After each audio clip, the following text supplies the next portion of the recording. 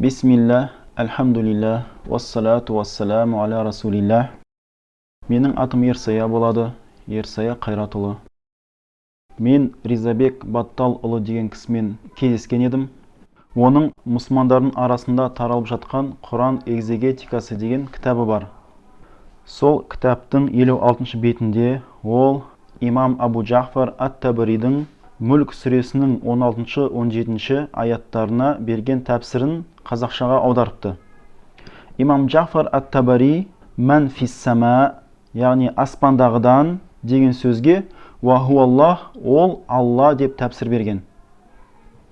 Аспандағыдан қауіпсіз екендіктеріне сенімдісіңдер ме деген сөзге имам ат-Табари Алладан қауіпсіз екендіктеріне сенімдісіңдер ме деп тәпсір берген. Ал Ризабек Алладан емес, Алланың қаһарынан деп қаһары деген сөзді қосты. Арабшасында қаһары деген сөз жоқ. Кейін мен Ризабекпен кездескенде сұрадым. Сен мынау имам Абу Джафар ат-Табаридің тәпсірін құр аудардың ба, әлде оған түсіндірме бердің бе деп. Ол айтты, мен оны аудардым деді. Сонда мен одан сұрадым. Онда арабшасынан қаһар деген сөз тауып берші дедім. Ол айтты, жоқ деді. Арабшасында қаһар деген сөз жоқ. Яғни өзінен қосқан. Сонда мен сұрадым, неге бұл сөзді қостың деп? Ол айтты, енді түсіндіру керек қой дейді. Яғни басында құр аудардың деген, енді түсіндірме беріп жатырмын деп жатыр. Тура сол жерде бір өтірігі шықты. Біріншіден, имам Абу Джафар ат-Табари ол тәпсір ғалымы. Құранға тәпсір беретін кісі. Тәпсірдің үстіне тәпсір беріп керек жоқ. Екіншіден, егер Ризабек Абу Джафар ат-Табаридің тәпсіріне түсіндірме берген болса, онда ол мынау кітапқа жазу керек еді. Имам Абу Джафар ат-Табаридің тәпсіріне берген Ризабектің қосымша түсіндірмесі деп, қосымша тәпсірі деп. Өйткені мынау кітапты оқыған адамдар имам Абу Джафар айтпаған сөзді айтты деп ойлап қалады, яғни алданады. Ал біреудің атынан айтпаған сөзін айтты деп жазу өтірікке жатады. Өзі араб тілінде өтірікші деген сөздің кәзиб деген түрі бар, және кәззаб деген түрі бар. Кәзиб деген өтірікші, ал кәззаб деген сиғатул мубалағада келген, күшейтпелі түрде келген. Өтірікшінің өтірікшісі, қайта-қайта өтірік айта беретін кісі, кәззаб дейді оны. Сондықтан біреу бір-екі рет өтірік айтса, ол кәзиб болады. Ал біреу қайта-қайта өтірік айтатын болса, немесе өтірікті таратқан болса жазып, онда ол кәззаб деген сөзге лайық болып қалу мүмкін. Сондықтан адам біреуді кәззаб дегенше негізі бірінші өзіне қарап алған жақсы. Әрине, егер ол имам Абу Джафар ат-Табаридің тәпсірін түсіндірмей құр таза аударғанда, олардың ақидасына сәйкес болмаушы еді. Бірақ енді олардың ақидасына сәйкес келмейді деп, оны өзгертуге, қаһар деген сөзді қосуға хақылар жоқ еді. Одан да имам Джафар ат-Табаридің тәпсірін келтірмей қойғаны дұрысырақ болар еді. Ал енді дарын ұстаздың мәселесіне келейік. Біріншіден, Ризабекке бір хабар жетіпті. Тыңдап көрейік.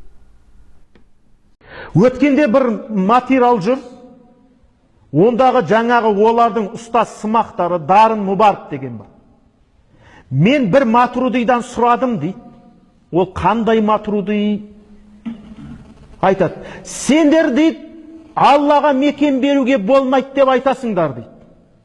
Сендер жаннатта момындардың Алланы көретініне сенесіңдер ме деп айтты. Ол айтты, я көреміз деп айтты.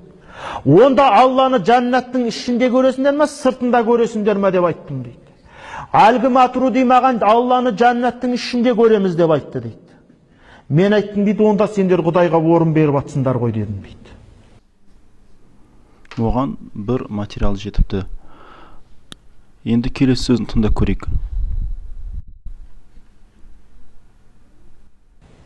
Ол жаңағы өздерінің ойлары жасап алып бізге жала жауып тұрған.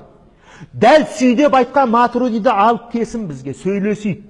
Ол сол Матуриди ме екен, соның өзі оны айтып тұрған. Енді бұл жерде Ризабектің сөзі сәл түсініксіз болып тұр. Біріншіден, ол бұл оқиға нақты болды ма, болмады ма білмейді. Өйткені оны жоққа шығару үшін Ризабек дарын ұстазының жүрегіне кіріп шығу керек еді. Оның ойдан шығарып алғанын, өтірік айтқанын білу үшін. Немесе Қазақстандағы бүкіл матуридилардан сұрап шығу керек еді. Сендер дарын ұстазбен кездестіңдер ма, кездескен жоқсыңдар ма деп. Немесе дарын ұстазының қасында 24 сағат жүру керек еді. Бұл оқиға нақты болмағанын білу үшін.